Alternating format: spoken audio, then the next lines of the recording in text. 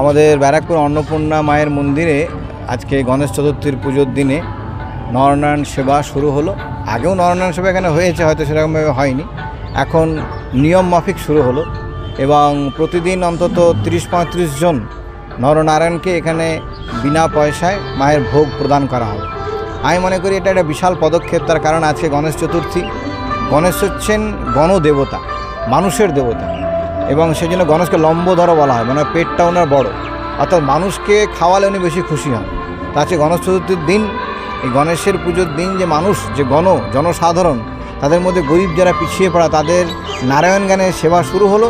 এটা মায়ের একটা বিরাট আশীর্বাদ এবং আমরা ব্যারাকপুর রামকৃষ্ণ বিবেকানন্দ মিশনের সঙ্গে যুক্ত থাকতে পেরে আমরা এটা মায়ের কাছে ধন্য এবং আমরা কৃতার্থ যে ঠাকুরের পদধূলি পড়েছে এই যেই জায়গায়, সেখানে মিশন যে কিছু করতে পারছে, এটা মিশন আমরা ধন্য। এবং আপনারাও যারা আছেন তারা যে এগিয়ে আসেন, এই সেবা আরও অনেক দূরে এগিয়ে যায়।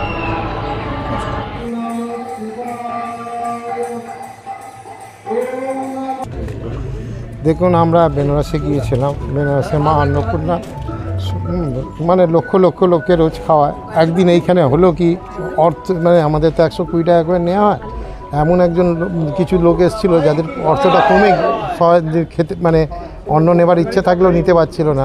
যাই হোক, তারা কোনো রকমের নিজেদের যেটুকুন 120 টাকা স্লিপ কেটে একজন নিয়েছিল।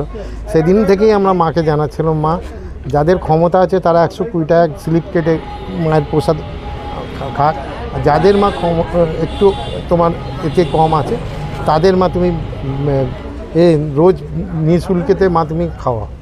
সেই কথাটা মা আমাদের রেখেছে এবং আপনাদের মাধ্যমে আরও জানাতে চাই যে এখন আমাদের এখানে মহাজি মিশনের তরফ থেকে আরও অনেক সংস্থার তরফ থেকে সাহায্য আসতে আরম্ভ করেছে।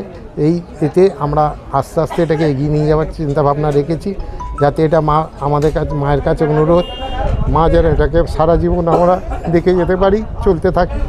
আর একটা কথা হচ্ছে কি, আগামী আমরা মহালয়ার পরের দিন এখান থেকে আমরা বস্ত্র বিতরণ করব দুস্থ মানুষদের জন্য, গরিব দুস্থ মানুষদের জন্য এখানে বস্ত্র বিতরণ হবে। আর এরপরে আমাদের একটা পুস্তিকাও ম্যাগাজিনও বেরোচ্ছে। ওই দিন থেকেই আমাদের মহালয়ার পরের দিন থেকে একটা ম্যাগাজিনও আমাদের এখান থেকে মায়ের মন্দিরের বেরোবে 150 বছর পূর্তি উপলক্ষে।